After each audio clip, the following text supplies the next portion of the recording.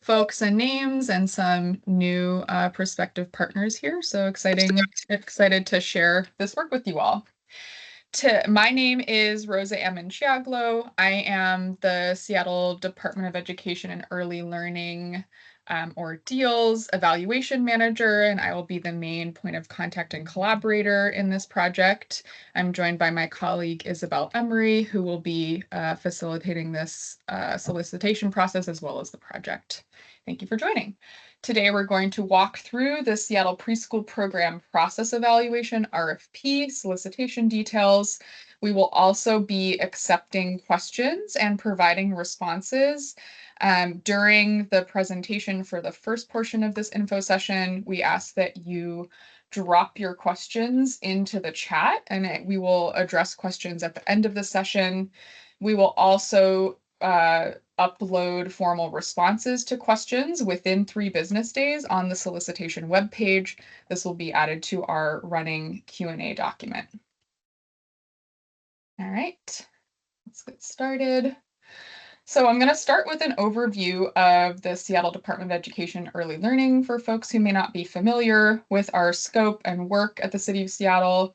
DEEL was created to facilitate the City of Seattle's support for the educational and developmental needs of children in Seattle across the preschool to post-secondary education continuum.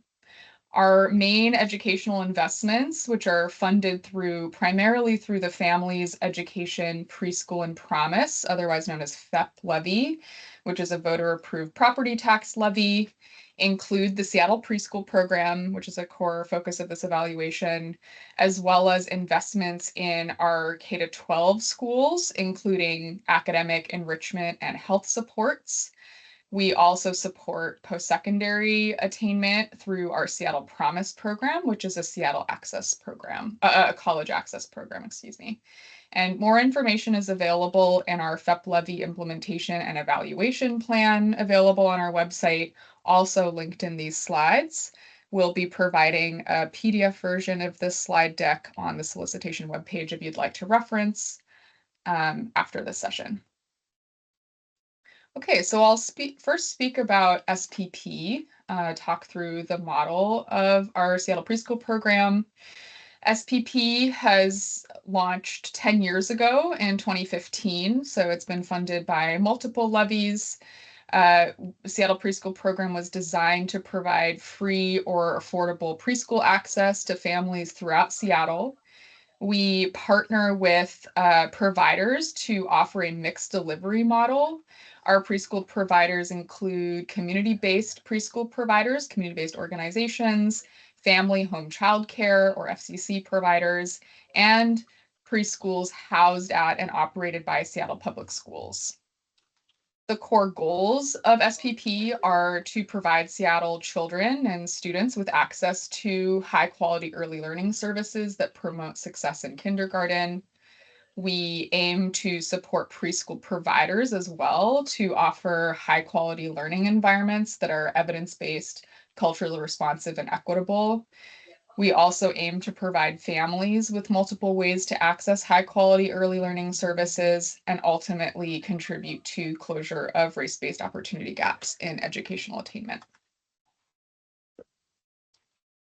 Our core strategies in SPP are to provide a sliding scale tuition assistance model to expand preschool access. We have mixed income classrooms, so some families pay full tuition and others are free. We provide teacher training and individualized coaching to support high quality teaching practices in our classrooms and support continuous improvement.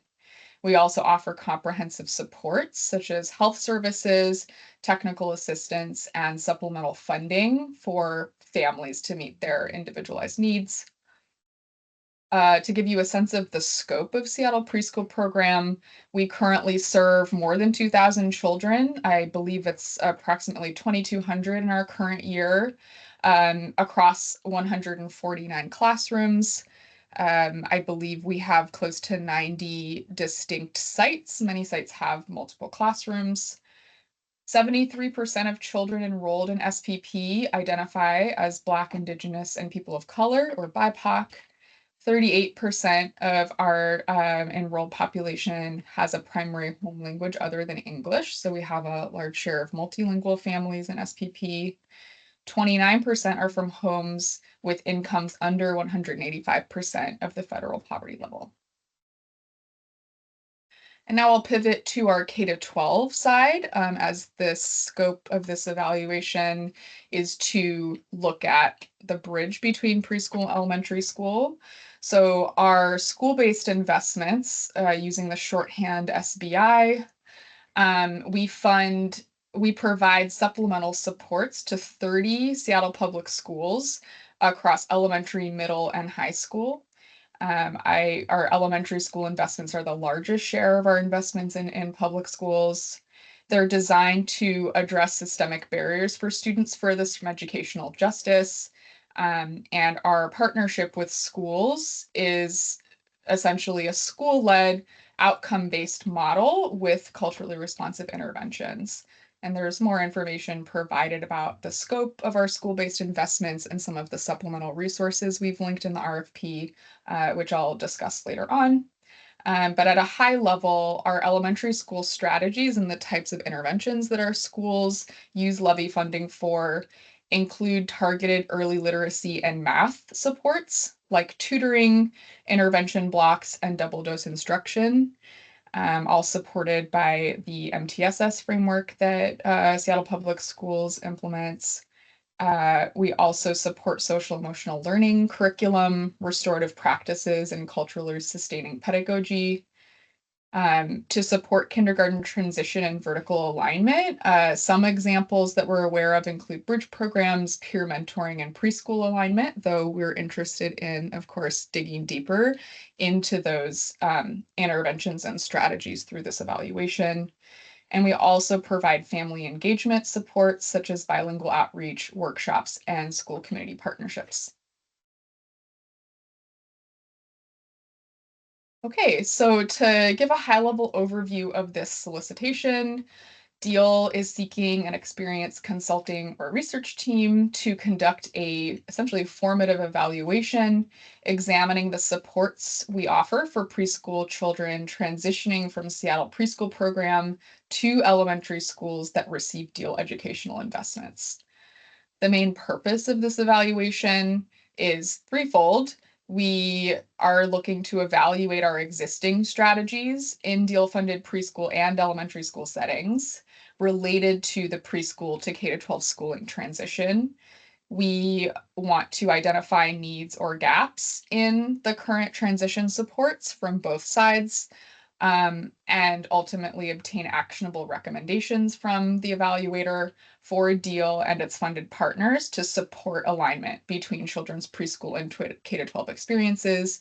We're interested in recommendations that are aimed at promoting equitable elementary school or learning outcomes.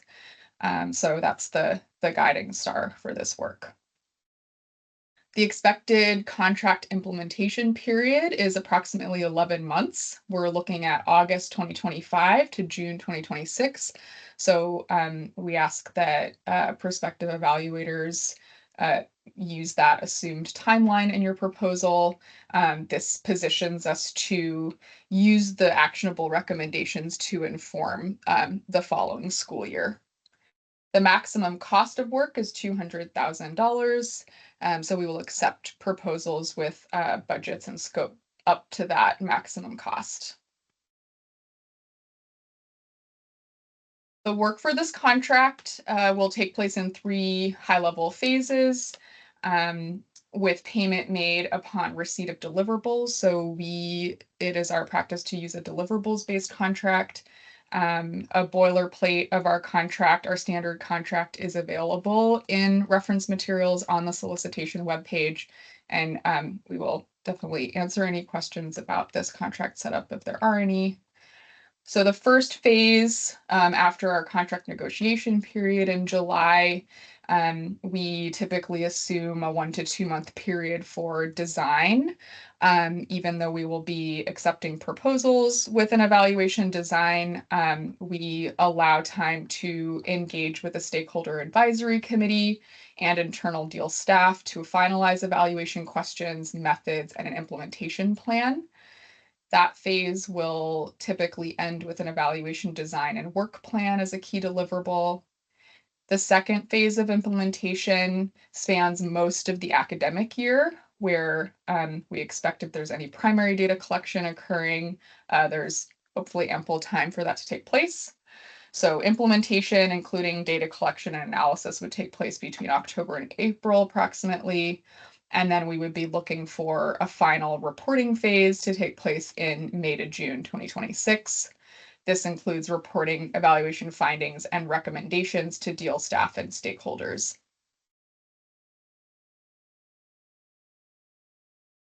I'm going to provide an overview of the methods, our expected methods as they're described in the RFP. So, in the evaluation design phase, the successful evaluation team or contractor will engage DEEL staff and preschool and school district stakeholders to finalize design, including any recommended adjustments to evaluation questions and methodology. DEEL expects a mixed methods design, use of both qualitative and quantitative inquiry, and the consultant may rely on a combination of primary data collection and secondary data provided by DEEL through a DSA as appropriate to sufficiently address questions. Section 11, the data appendix in the RFP, we recommend looking through the available data that we will provide to our consultant partner. There's more detail in the appendix, but at a high level here, I'll just talk through the secondary available that we have, the secondary data that we have. We will provide student level demographic attendance and assessment records for preschool and elementary school students who are funded. We have student level records of participation in DEEL funded elementary school interventions. So those are the strategies I mentioned on an earlier slide. We have participant information. We also have preschool classroom level data if needed, including quality assessments and teacher and classroom characteristics. And we also regularly survey our preschool families and teachers, and that data from past years and the survey data that we will be obtaining this year will be available to our partners.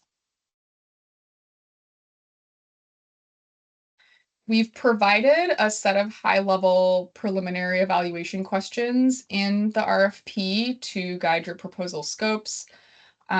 These preliminary questions are essentially seeking to examine and describe our existing strategies within both preschool and elementary school settings, identify needs, both necessary improvements to existing strategies, but potentially need for new interventions or strategies to support equitable K-3 learning outcomes.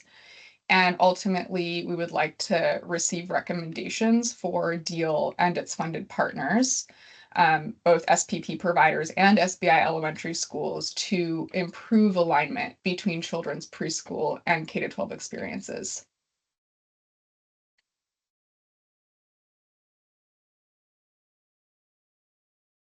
In addition, we do expect stakeholder engagement and reporting, which I touched on in the overview, the scope overview slide.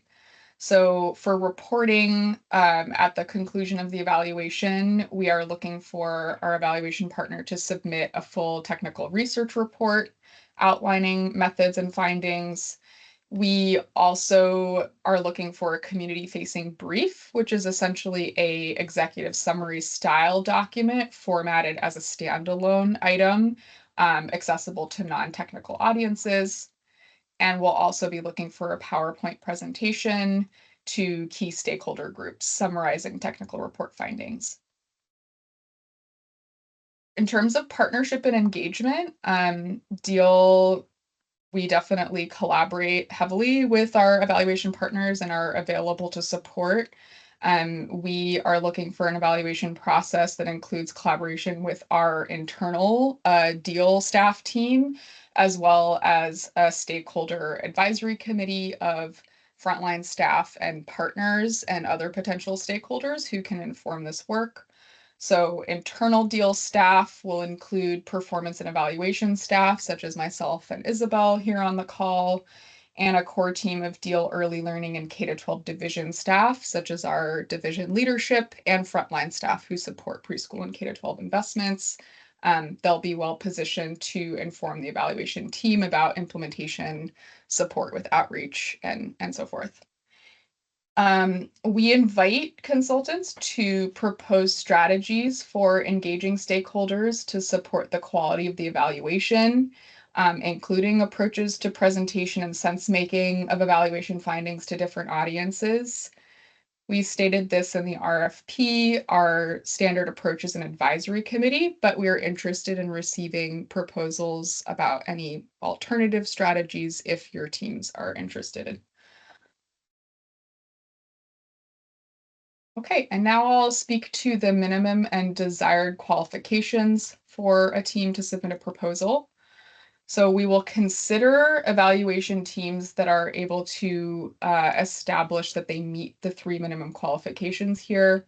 We're looking for a principal investigator with experience with a project of similar scope and budget. We are looking for a partner who has experience conducting evaluations related to early childhood education within the last 5 years and demonstrated experience conducting process evaluations and/or developmental evaluations specifically to facilitate program improvements.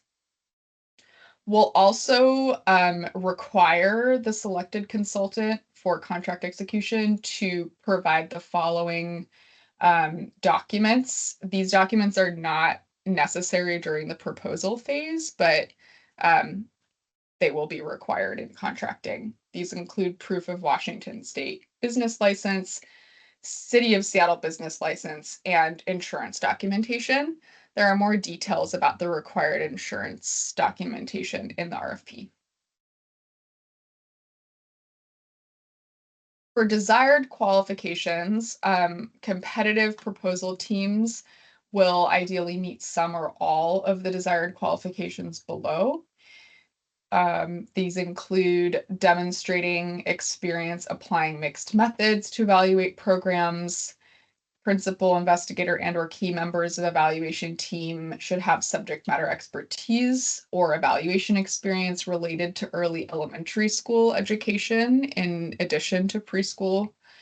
A consultant team demonstrates knowledge and experience applying equity principles and culturally responsive practices in a research or evaluation setting. We're interested in experience or applied knowledge with administrative structures and practices in public elementary schools, as well as an understanding of multiple early childhood education delivery settings, including school-based, community-based, and family home childcare, which is what our provider population looks like. Okay. Now I'll walk through our response materials and the submittal process. So our application deadline or proposal deadline is midnight on May 9th. That's a Friday. We will accept proposals only through our online submittable platform. Details, the link to the submittable link and instructions for making submissions on this platform are on the solicitation webpage. The response packet includes an optional letter of interest, a proof of legal business name, consultant questionnaire document, a description of the minimum qualifications, and then a written proposal response. The written proposal response has multiple components that are detailed on pages 8 to 10 of the RFP. This response includes description of your team composition and competencies, particularly addressing the desired qualifications, anticipated evaluation approach, including a stakeholder engagement strategy, and proposed communication and reporting protocols. We will also require a cost proposal, prior work samples, and a list of professional references.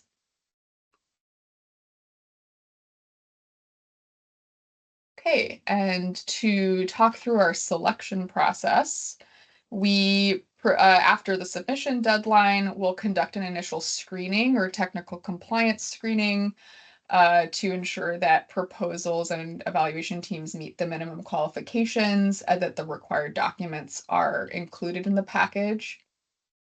We will then evaluate proposals in a competitive process using an internal and external review panel. We've provided the scoring criteria that our review panel will use to score proposals on page 10 and 11 of the RFP. So we encourage you to review those criteria as you generate proposals. We will also interview the top scoring candidates. Typically, that's 2 to 3 consultant teams, depending on our pool. We expect those interviews to take place on May 28th and May 29th of this year. And we hope to give up to a week's notice, inviting any applicable team to an interview. But if you do submit a proposal, it may be wise to pencil in that date. And we'll plan to notify a successful team of award and non-award on June 20th, 2025. Okay, and finally, you may have already perused our solicitation page. We provide, in addition to the online application link, you can also access a series of reference materials both on the solicitation website and in section 10 of the RFP document. So there's 2 locations to access these resources. We've provided materials that should be helpful background in developing proposals and better understanding the scope of our preschool and elementary school investments. These include our preschool program webpage and information about our SPP program and its providers. We've offered a school-based investments fact sheet. You can reference DEEL's annual reports for an understanding of the population served and population level outcome indicators and participant demographics for our preschool and K-12 investments. We also are offering past evaluations of the Seattle preschool program and our school-based investments, which may provide context about our programs. Okay, that brings me to the end of the overview presentation. Just to clarify the Q&A process beyond this info session, to submit us a question at any time, you can send an email to deelfunding@seattle.gov. Please use the subject line question SPP evaluation RFP so that we can flag the question appropriately. We will post the responses on a rolling basis to the solicitation webpage. There is a link under supporting materials with Q&A, and that document will be updated as questions come in. Our turnaround time for responding to questions is within 3 business days. And we will accept questions through May 5th to give us time to respond to questions before the RFP deadline. All right, and that is it. And I will turn to the chat to respond to questions. I'm actually going to pause the recording